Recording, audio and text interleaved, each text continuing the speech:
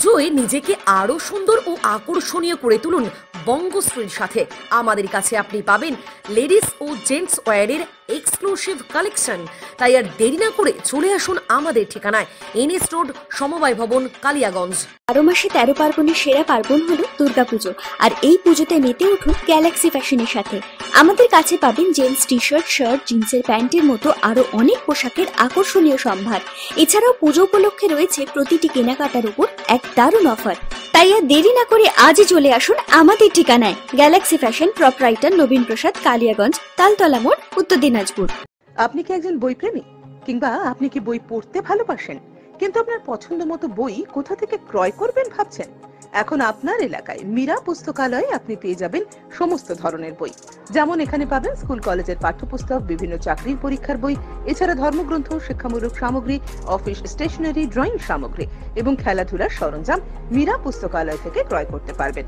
তাহলে আজই যোগাযোগ করুন আমাদের ঠিকানায়, সুকান্ত মোড়, কালিয়াগঞ্জ, উত্তর দিনাজপুর। যোগাযোগের জন্য নম্বর 8945933128।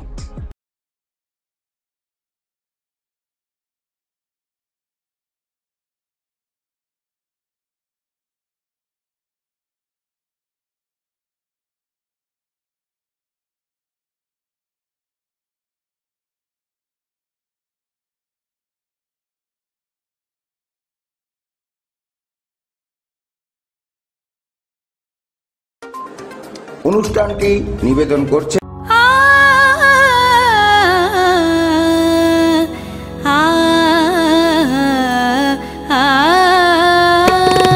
স্নিগ্ধতার পরশে ঝলমলে আলোয় মেখে শুভমঙ্গল উৎসবে সাজবে আজ বধূ বেশে। বধূ কোন আলো লাগলো শিবম, প্রতি মুহূর্তের উৎসবের গয়না। শিবম জুয়েলারি হাউস, চিরদিনের।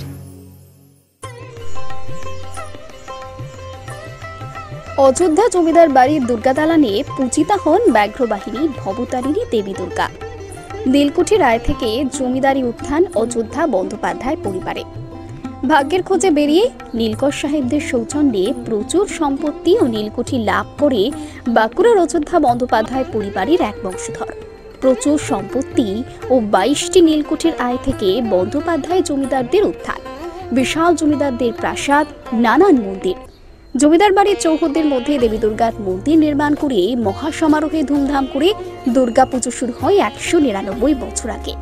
আজ জমিদার নেই, নেই জমিদারি, কিন্তু প্রাচীন রীতি মেনে জমিদার বাড়ির দুর্গা দালানে নিষ্ঠার সাথে ব্যাঘ্রবাহিনী ভবতারিণী দেবী দুর্গার আরাধনায় মেতে ওঠেন বংশধরেরা। জমিদারদের পুজোর সেই জৌলুস না থাকলেও রয়েছে পুজোর প্রাচীনত্ব ও আভিজাত্য। বাঁকুড়ার অযোধ্যা গ্রামের বন্দ্যোপাধ্যায় পরিবারের এক বংশধর রামমোহন বন্দ্যোপাধ্যায় চাকরির খোঁজে হাজির হয়েছিলেন শ্রীরামপুরের এক নীলকর সাহেবের কাছে। ওই নীলকর সাহেবের কাছে প্রথমে কেরানির চাকরি জোগাড় করেন তিনি। পরে কাজের দক্ষতার পরিচয় দিয়ে কেরানি থেকে বিশ্বস্ত হয়ে তাকে দেওয়ান পদে নিযুক্ত করে নীলকর সাহেবরা। পরবর্তীকালে ওই নীলকর সাহেব তার সম্পত্তির অর্ধেক ও 22টি নীলকুঠি দান করে দেন রামমোহনকে। বাঁকুড়া জেলায় বিভিন্ন প্রান্তে 22টি নীলকুঠি ও প্রচুর সম্পত্তি হাতে পেয়ে বাঁকুড়ার অযোধ্যা গ্রামে জমিদারির সূচনা হয় বন্দ্যোপাধ্যায় তথা বাবু পরিবারের। শোনা যায় এই বন্দ্যোপাধ্যায়ের অধীনে ছিল 85টি মৌজা। তবে নীলকর সাহেবদের মতো বন্দ্যোপাধ্যায় পরিবার কখনো জোর করে চাষিদের নীল চাষে বাধ্য করত না, করা হতো না অত্যাচারও। জমিদারির বিপুল আয় সে সময় অযোধ্যা গ্রামে প্রতিষ্ঠিত হয় বিশাল জমিদার বাড়ি ও দেবোত্তর এস্টেট। জমিদার চৌহদ্দির মধ্যে দ্বাদশ শিব মন্দির, গিরি গোবর্ধন মন্দির, রাস মন্দির, বিষ্ণু মন্দির, ঝুলন মন্দির ও দুর্গা মন্দির প্রতিষ্ঠা করে শুরু হয় দুর্গাপূজা। এখানে দেবীর সিংহ বাহিনী নয়, ব্যাঘ্র বাহিনী। প্রতিমাতেও বিশেষ নজর কাড়ার সাবেকিয়ানা রয়েছে। এখানে দেবীর মুখ ছাঁচে নয়, বংশ পরম্পরা প্রতিমা শিল্পী এখানে হাতে তৈরি করেন দেবীর মুখ। জিতা অষ্টমীর পরের দিন থেকে শুরু হয়ে যায় জমিদার বাড়ির দুর্গাপূজা। পুজোর সময় রূপোর পালকি নিয়ে পরিবারের মহিলারা দেবী দুর্গাকে বরণ করে নেন। পুজোর কদিন দেবী দুর্গার ভোগ প্রসাদ নিবেদন করা হয় রূপোর থালায়।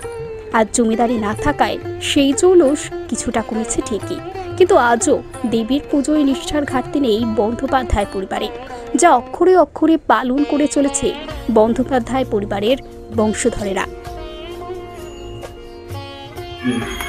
অযোধ্যা জমিদার বাড়ি, যে জমিদার বাড়ির আজ জমিদার নেই, জমিদারিত্বও নেই, কিন্তু ইতিহাস বলছে এক অন্য কথা। 1800 থেকে 1810 সাল তৎকালীন সময়ে শ্রীরামপুরে চিক সাহেবের সন্নিকটে আসে রামমোহন মুখোপাধ্যায়, এবং চিক সাহেবের মৃত্যুর পরে কিন্তু বেশ কিছু মৌজা তাকে কিন্তু এখানে দেয়া হয়, এবং তারপরে কিন্তু আস্তে আস্তে তার হাত ধরে রামমোহনের ভাই এবং তার দু ভাই মিলে সেখানে কিন্তু প্রায় 100টি মৌজা স্থাপন করে, এবং সেখানে কিন্তু ফুলে ফেপে ওঠে সে এই জমিদারিত্ব, এবং তারপরে কিন্তু শুরু হয় এই দুর্গাপুজো। এবং যেখানেই তারা যেই মৌজাও নিয়েছেন সেখানেই কিন্তু কোনো না কোনো মন্দির স্থাপন করেছেন, এবং এই চিক সাহেবের বেশ কিছু নীল চাষ ছিল, সেই নীল চাষ করেই কিন্তু তারা ফুলে ফেপে উঠেছিল, এবং বিভিন্ন জায়গায় তারা কিন্তু সেই জমিদারিত্ব স্থাপন করেছিল, এবং তাদের আস্তে আস্তে কালের ভাবে প্রায় 199 বছর আজ পদার্পণ করলেও কিন্তু জৌলুস হারালেও কিন্তু রীতি নীতি নিয়ম মেনেই কিন্তু আজও পূজিত হয় মা দুর্গা। কিন্তু এখানের মা রয়েছে সিংহ বাহিনী নয়, ব্যাঘ্র বাহিনীতে, এই একটাই ব্যতিক্রম। তাছাড়া এখানে মা যে সপ্তমীর দিনে যা আসেন তিনি রূপোর পালকি করে, এবং এখানে কিন্তু নিষ্ঠা নিয়ম মেনেই কিন্তু পূজিত হয় মা দুর্গা। আজও সেই কালের নিয়ম মেনে পুজো চলে এলেও জৌলুস কিছুটা হারালো, কিন্তু পুজোর রীতি নিয়ম আমাদের সমস্ত কিন্তু একই রয়েছে। যে জমিদার বাড়ি পুজো, বন্দ্যোপাধ্যায় বংশীয় বাহু পরিবার পুজো, এটা প্রায় আজ থেকে 198 বছর আগে শুরু হয়েছিল। রামমোহন, কৃষ্ণমোহন, লালমোহন, গদাধরের সৌজন্যে, তারাই জমিদার ছিলেন। তো আগে আমাদের এই দুর্গাপূজাটা হতো গ্রামেরই এক প্রান্তে একটা অন্য মন্দিরে। পরবর্তীকালে ওখানে শরিকি বিবাদ হওয়ার জন্য কিছুকাল কয়েক বছর পরে আমাদের এখানে দেবোত্তরের মন্দির স্থাপন করে এখানে দেবোত্তরের দুর্গাপূজা উৎসব হচ্ছে, এখনো হয়, এবং এটা 199 বছর এই বছর হতে চলেছে। এবং আগের মতো সেই জৌলুস না থাকলেও এখন যেটা আমাদের যে প্রাথমিক দিক থেকে যে রীতিনীতি মেনে পুজো করা হতো, সেই রীতিনীতি মেনেই পুজো করা হয়, এবং আন্তরিকতার অভাব আমাদের নেই। যতটুকু সামর্থ্য ততটুকু দিয়ে আমরা সমস্ত পুজোটা করে আসছি, এবং সবাই এখানে উৎসবে অংশগ্রহণ করে, গ্রামের সবাই আসে, বাইরের লোকও আসে। এই যে পুজো হয়ে আসছে, পুজো কি নিয়মে হয়?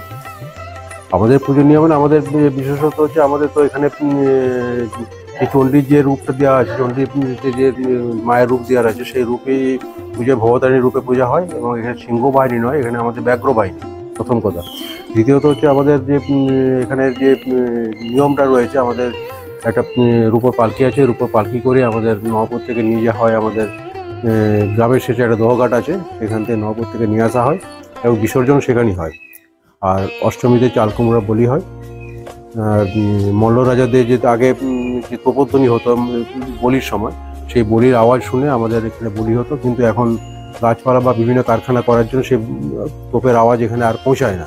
তো আমাদের ওই পাঞ্জি পুঁথিতে যে নিয়মটা দেওয়া আছে, সেই নিয়মটা মেনে, এই নির্ঘণ্ট মেনে আমাদের এখানে বলিটা করা হয়। জৌলুস হারিয়েছে, জিনিসটা আছে প্রাণ করে, কতটা প্রাণ করে পুজো হয়? জৌলুস তো হারিয়েছেই, কারণ তো আগেকার জমিদারি আমলে যে আয় ছিল সেটা নেই, সরকার তো সব কিছু নিয়ে নিয়েছে। কিন্তু আমাদের যে আগে রীতিনীতি শুরুতে যে রীতিনীতিটা ছিল, সেই রীতিনীতি মেনে মানে অনাড়ম্বর হলেও আড়ম্বরপূর্ণ যতটা সম্ভব আমাদের প্রাণের থেকে, আমাদের অন্তর থেকে চেষ্টা করি যাতে সেই রীতিনীতি মেনে আমরা পুজোটা করি, এবং হয়েও চলেছে তাই। কোনো বছর কিন্তু তার রীতিনীতিতে কোনো খামতি নেই, আমাদের উৎসাহ কোনো খামতি নেই, আমাদের প্রাণের মানে আন্তরিকতা কোনো খামতি নেই, বরাবর প্রতি বছরই হয়ে আসছে। সেই কারণে আমাদের অযোধ্যা গ্রামের যারা আমাদের রয়েছে তারা এখানে অংশগ্রহণ করে, এবং আমাদের বংশের যারা বাইরে রয়েছে সে বাইরের তারাও একটা দিন এখানে এসে অংশগ্রহণ করে থাকে, এবং খুব আনন্দ উৎসবে আমাদের দিনগুলি পেরিয়ে যায়, খুব ভালোভাবেই হয়। খাওয়া দাওয়া প্রায় একসাথেই হয়, যারা আসে প্রত্যেকেরই ভোগ দেওয়া হয়, এবং একসাথে বসে খাওয়া দাওয়া। এটা একটা বিরাট মিলন উৎসবের মতো হয়ে চলে যায়। এখানে জমিদারি প্রথাটা কিভাবে চালু? জমিদার পথে চালু হয়েছিল, রামমোহন কাজের সন্ধানে বেরিয়ে গিয়েছিলেন খুব ছোট অবস্থাতে বাইরে ঘুরতে ঘুরতে, শ্রীরামপুরের চিক সাহেবের কাছে যে উপস্থিত হন, সেখানে গিয়ে তার কর্মদক্ষতা বা বিশ্বাসের যোগ্যতা দেখিয়ে তিনি একটা ভালো পদে নিয়োগ হয়েছিলেন, কাজ পেয়েছিলেন, এবং আস্তে আস্তে চিক সাহেবের খুব মানে আস্থাভাজন হয়েছিলেন। পরবর্তীতে চিক সাহেব যখন মারা যান তখন ওনার কাছ থেকে প্রায় অর্ধেক সম্পত্তি রামমোহন বন্দ্যোপাধ্যায় দিয়েছিলেন। সেই রামমোহন বন্দ্যোপাধ্যায় সেই সম্পত্তি তার ভাই লালমোহন বন্দ্যোপাধ্যায়ের হাত দিয়ে বড় ভাই কৃষ্ণমোহন বন্দ্যোপাধ্যায়ের হাতে পৌঁছান। সেই সম্পত্তি নিয়ে কৃষ্ণমোহন বন্দ্যোপাধ্যায় একটা পর একটা মৌজা ক্রয় করতে করতে প্রায় 100খানা মৌজা ক্রয় করেন। সেই মৌজার থেকে সেই মৌজার থেকে সমস্ত কিছু যেসব প্রজা রাজ্যের আয় দিয়ে যেত, টাকা পয়সা দিয়ে যেত, সেটা থেকে আজকে এত বড় মন্দির এই দেবতৃষ্ঠে স্থাপিত হয়েছে। এবং যেখানেই মৌজা ক্রয় করেছেন সেখানেই মন্দির প্রতিষ্ঠা করেছে অযোধ্যার বাবু। এইভাবে আমাদের মোটামুটি 1800 থেকে 1810 সাল নাগাদ আমাদের এই জমিদার প্রথা শুরু হয়। আমার নাম মনোহর বন্দ্যোপাধ্যায়, আমি এই বংশেরই উত্তরাধিকারী এবং আমি এই স্টেটেরই কমন ম্যানেজার।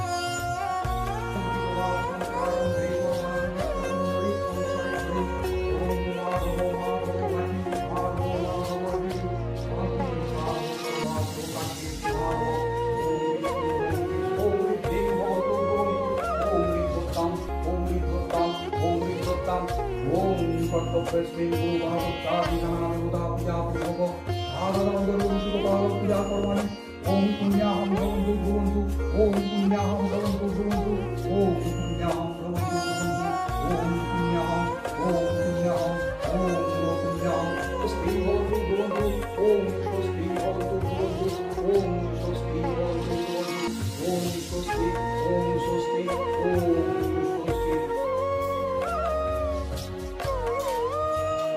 ओम